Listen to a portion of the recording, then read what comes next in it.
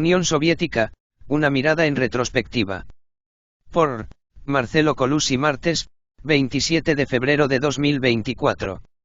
Desde posiciones de izquierda se ha escrito ya copiosamente sobre este tópico.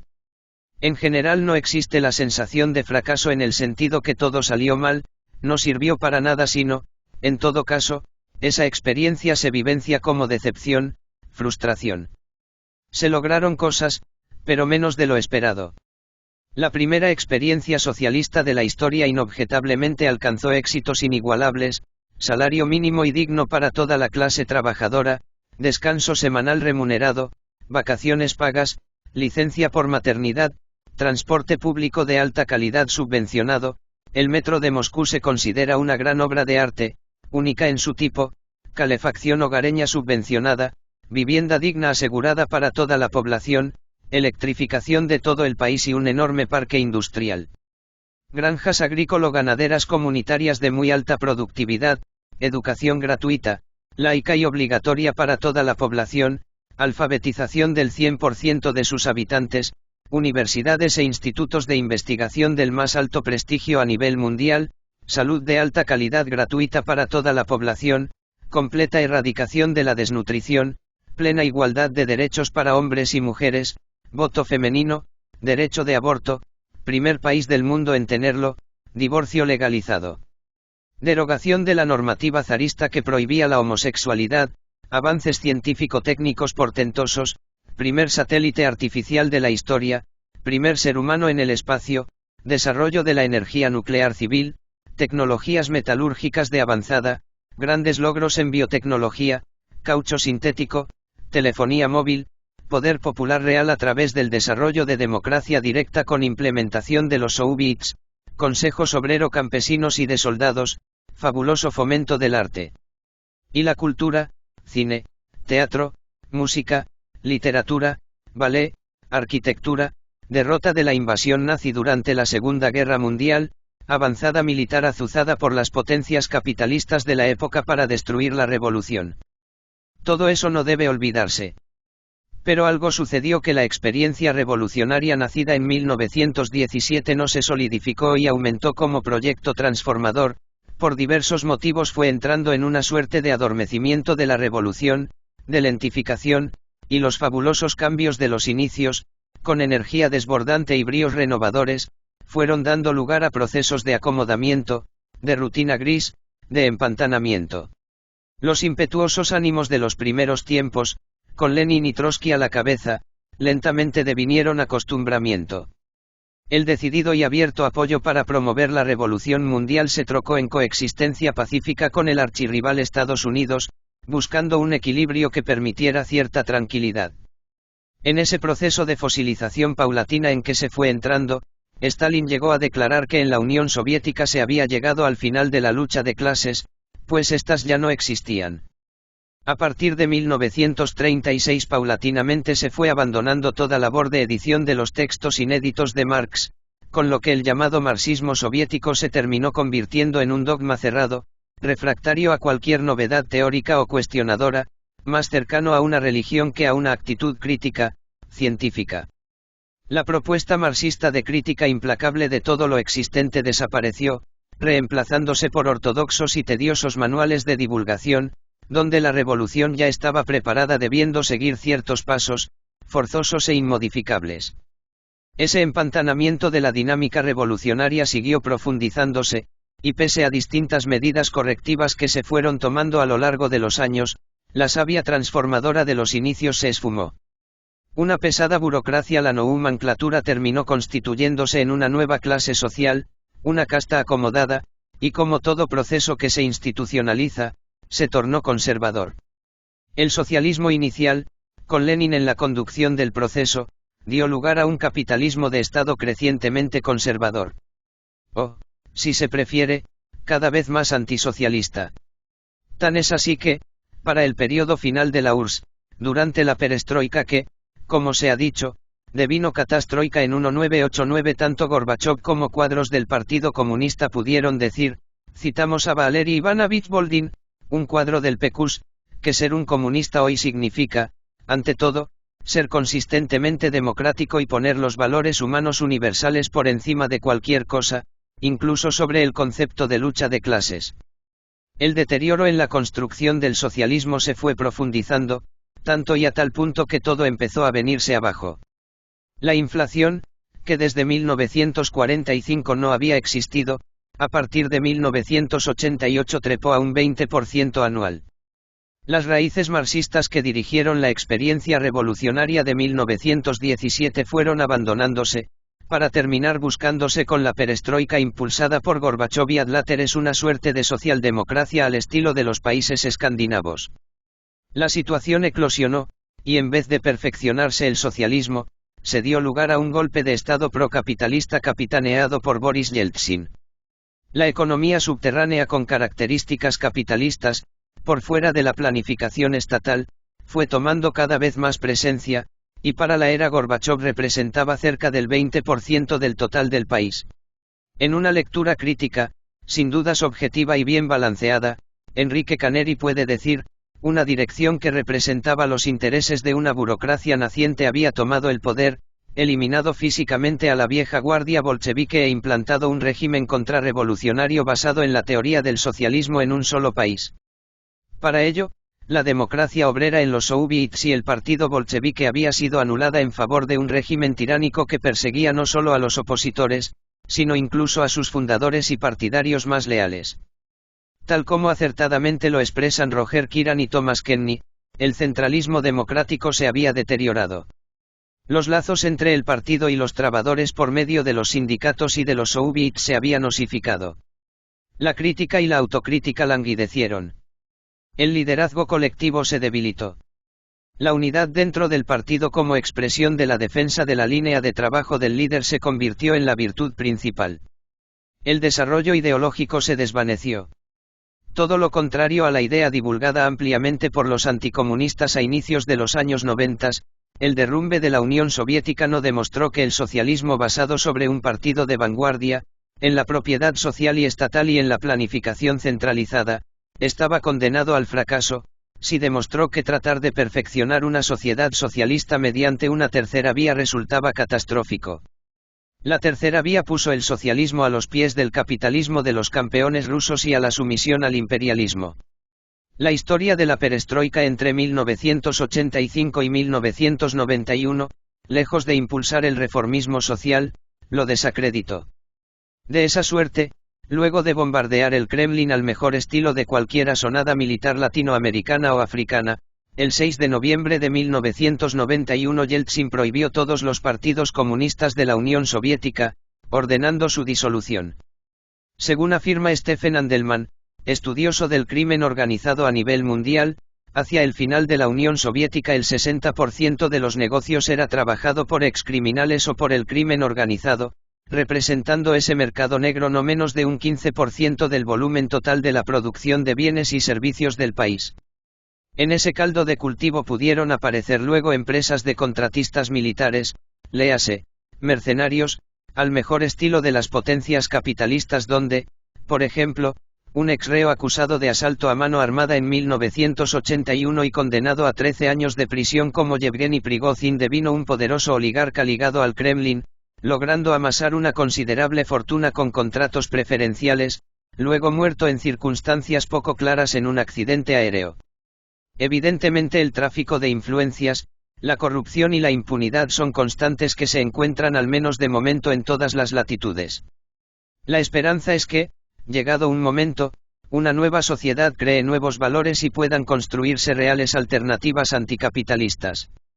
Ese modelo social de búsqueda de la equidad iniciado en 1917, que fue un faro para las luchas de los pueblos y de toda la clase trabajadora mundial durante muchos años, pasó a ser luego de esa caída en la década de los 90 del siglo pasado un país capitalista más, con todas las lacras que eso pueda implicar. Es decir, el peso de la historia se dejó sentir. Años después de la eclosión, bajo la presidencia de Vladimir Putin, la Federación Rusa, heredera de la Unión Soviética, presenta un capitalismo mafioso donde el nuevo sector privado está dado por alrededor de 120 millonarios, excuadros comunistas, que manejan el 70% de la economía nacional a partir de concesiones gubernamentales, en general envueltas en hechos de corrupción, que refuerzan los nexos entre gobierno y nuevo empresariado, recuérdese el citado Prigozhin, accidentado mortalmente. Luego cuando se enfrentó a la nueva camarilla gobernante. Este nuevo país, la Rusia capitalista, donde el capitalismo despiadado florece con toda su intensidad, ha revertido logros históricos de la revolución, involucionando hacia posiciones abiertamente conservadoras.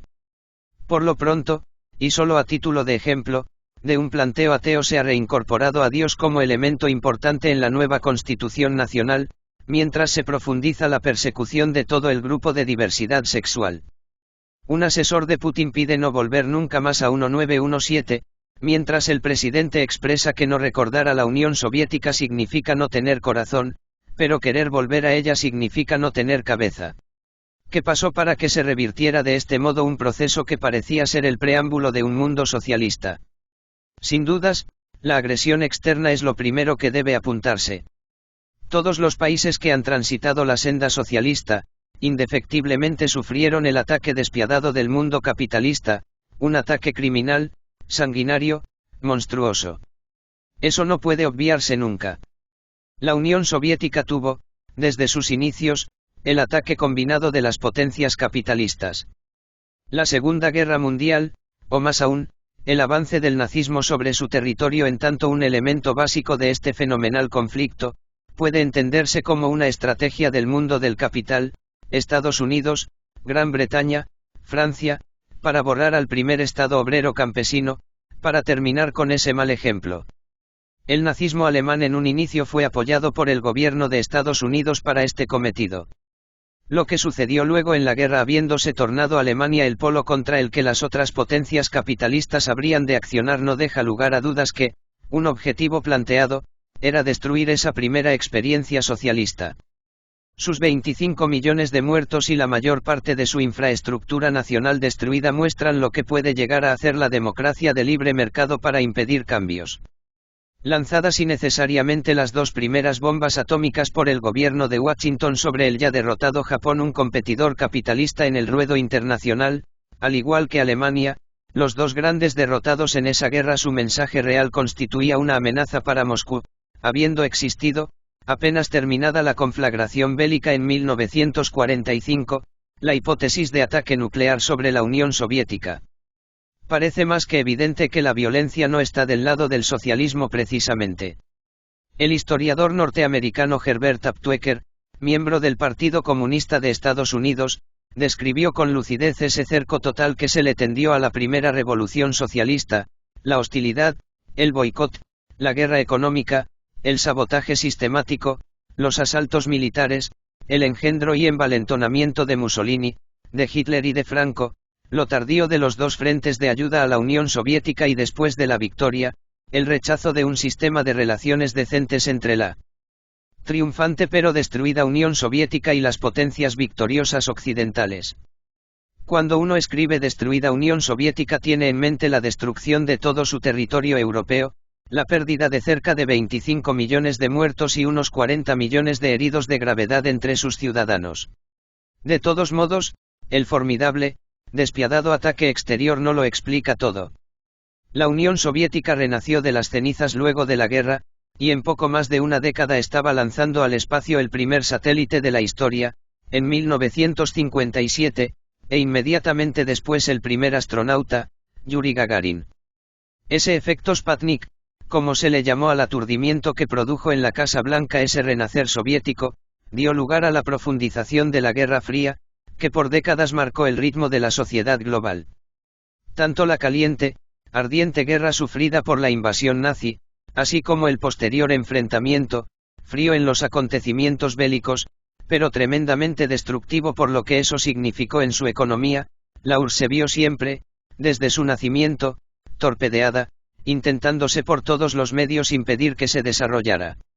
Eso no debe olvidarse. Ahora bien, en medio de todas esas penurias que deben ponerse siempre en primer término al analizar las causas de su caída, hay otros elementos que deben considerarse.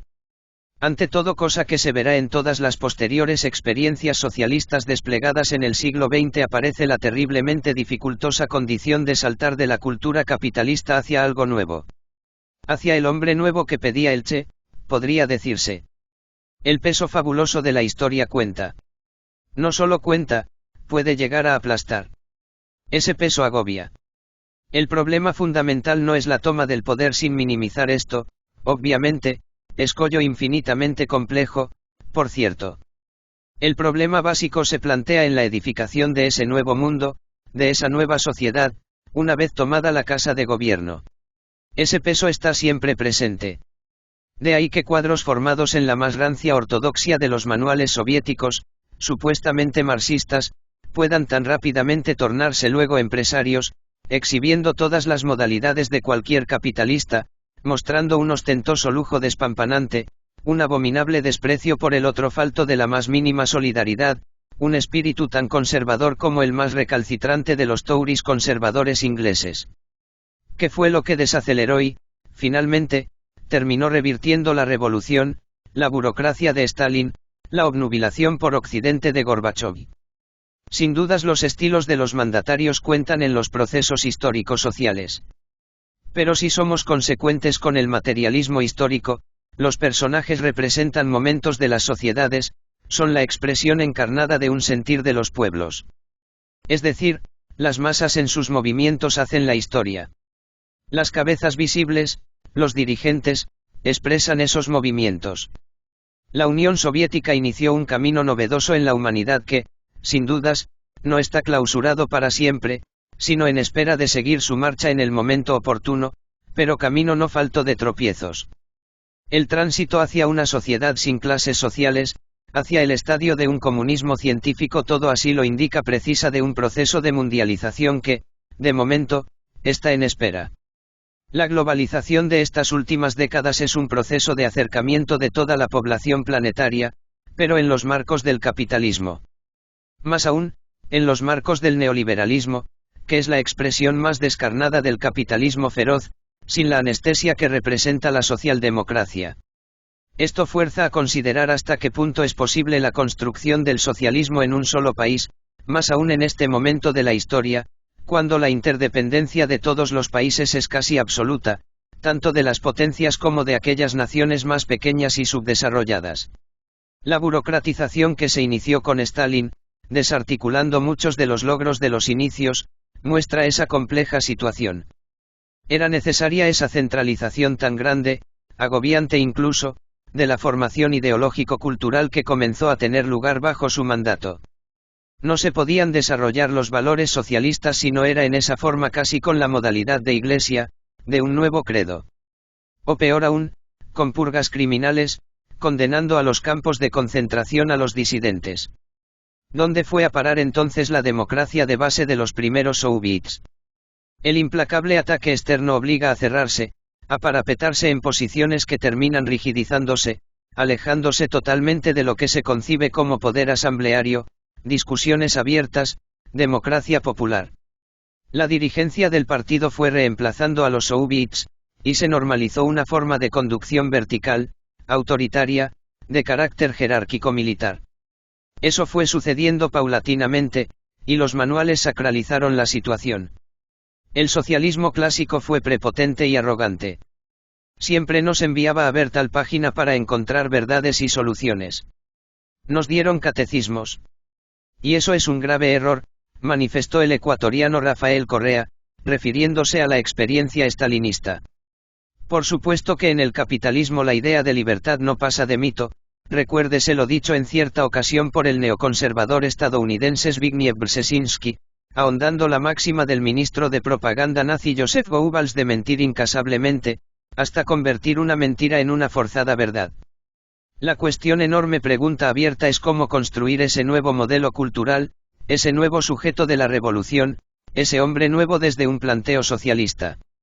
Ante el ataque externo la sociedad va cerrándose, militarizándose, disciplinándose de un modo rígido. Eso pasó en todas las experiencias socialistas. Las preconizadas libertad y democracia capitalistas son lujos que se pueden permitir siempre en forma más que limitada las pocas grandes potencias, donde el sistema se ha afianzado y permite que esté tan sólidamente constituido que se estatúyan espacios para una cierta apertura, los cuales, por supuesto, no cuestionen nada de fondo. Libertad, para elegir qué administrador de turno se sentará por unos años en el sillón presidencial, no más que eso. O para hacer negocios. El hecho, que le sucede a cualquier país socialista, de convivir como una isla en medio de un mar capitalista, tiene consecuencias. Las poblaciones, siempre subyugadas por el despilfarro capitalista, por los espejitos de colores, el hombre nuevo del socialismo es, de momento, una agenda pendiente y la maquinaria mediático-ideológico-cultural capitalista no se detiene jamás, exacerbando el deseo por esos espejitos fácilmente pueden caer en esa tentación. No se evidencia allí ninguna secreta esencia diabólica de lo humano, supuestamente refractaria a la solidaridad, a la empatía para con el otro. Resuena, sin dudas, el peso de una milenaria tradición clasista, exacerbada a niveles fabulosos por la invitación al consumo que provee el mercado capitalista, y donde la sensación de poder tener nos hace sentir dioses intocables. El ansia de lucro personal no desaparece rápidamente. De ahí que, como lo atestigua la historia soviética, la economía subterránea florece. El mercado negro es un hecho. Al respecto, en otro contexto, el proceso socialista cubano, pero igualmente aleccionador al respecto, valen las palabras de Fidel Castro: si la revolución cubana corre hoy el riesgo de derrumbarse no es por causa de una invasión militar de Estados Unidos, sino por el cáncer de la corrupción. Algo similar pasó en la Unión Soviética. El problema no está en Stalin ni en Gorbachov, radica en una dinámica humana dada por un peso cultural histórico del que no es nada fácil desembarazarse. La cuestión es cómo encontrar los antídotos del caso. Porque los camaradas dirigentes del partido pasaron a ser, en una gran cantidad de casos, burócratas haciendo las veces de una nueva clase social, y no revolucionarios de base, tan comprometidos con los cambios como los primeros cuadros de la revolución. He ahí un complejo cuello de botella. Por supuesto que la burocratización creciente, la cerrazón que trajo el estalinismo, el alejamiento del más puro ideario marxista que se fue dando con esa nomenclatura jerárquica, todo ello tuvo sus profundas críticas. Más allá de la idea conspiracionista con que se puedan leer esos acontecimientos sin negar que la CIA pueda haber influido en ellos, los levantamientos de Berlín, Alemania del Este, en 1953, Budapest, Hungría, en 1956 y Praga, Checoslovaquia, en 1968, muestran que las masas nunca están totalmente dormidas, doblegadas. La gente reacciona. Esa es la historia de la humanidad, el pan y circo, los espejitos de colores, acallan la protesta, pero no la extinguen. Esas expresiones, que no negaban el socialismo sino que pretendían profundizarlo, fueron aplastadas en términos militares, pero enarbolaron una bandera que coincidía con la que enarbolaran Trotsky en su crítica a la decadencia que habría el estalinismo. Citando a Kiran y Kenny, valga decir que, en 1986, el 27 Congreso del Partido Comunista lanzó el programa de reformas para el partido. Estas incluían un nuevo reglamento que proponía el enaltecimiento de la crítica y de la autocrítica y una nueva concepción de liderazgo político que reformaba la responsabilidad personal. El Congreso, además, llamaba a una estricta supervisión de la conducta de los líderes del partido.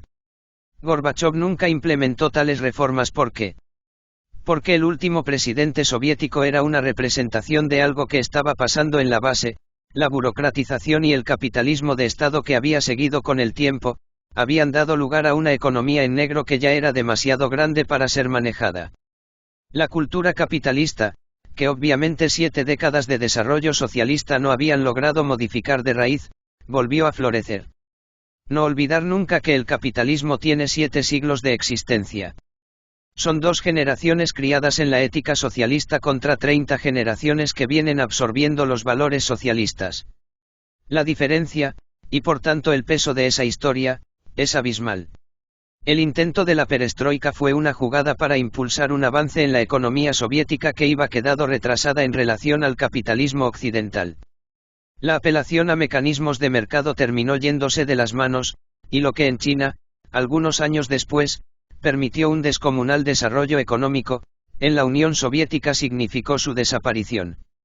Esto lleva a pensar, ¿solo el capitalismo trae progreso, o estamos allí ante una falacia?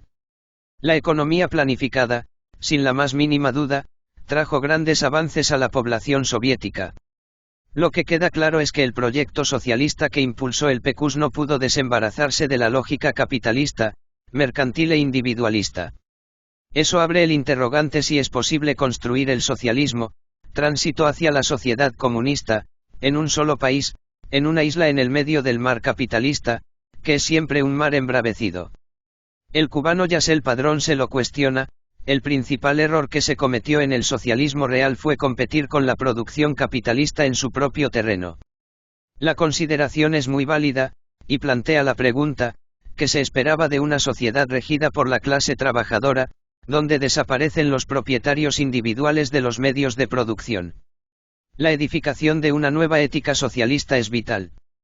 Si ese punto anotado por Padrón podía tener sentido un siglo atrás, hoy día, con una sociedad totalmente globalizada donde todo el mundo está relacionado en dependencia de todo el mundo, hoy lo tiene mucho más. El ataque impiadoso del capitalismo y la necesidad de sobrevivir llevaron a la Unión Soviética a seguir caminos que no pudieron alejarse de la cultura capitalista. Los oropeles del consumismo siempre siguieron ahí, como tentación latente. Porque, si no, aparecería una economía subterránea, en negro y muy corrupta, y nuevos oligarcas que años atrás hablaban un lenguaje marxista. El capitalismo de Estado que pudo implementarse no pudo seguir el ritmo de la acumulación capitalista de las potencias occidentales, fundamentalmente de Estados Unidos. La introducción de un socialismo de mercado durante la perestroika de Gorbachov, reedición de la nueva política económica, NEP, de la era leninista, para impulsar una modernización y un salto cualitativo, terminó llevando el experimento lisa y llanamente hacia el capitalismo. La experiencia china tomó nota de ello y no se repitieron similares errores, por eso siguió otro curso. Repitamos lo expresado por Frei Betto: el escándalo de la Inquisición no hizo que los cristianos abandonaran los valores y las propuestas del Evangelio. Del mismo modo, el fracaso del socialismo en el este europeo no debe inducir a descartar el socialismo del horizonte de la historia humana. Esa caída no empalidece el ideario socialista de lucha contra el capitalismo. En todo caso, obliga a replanteos con carácter autocrítico y propositivo. colusi@gmail.com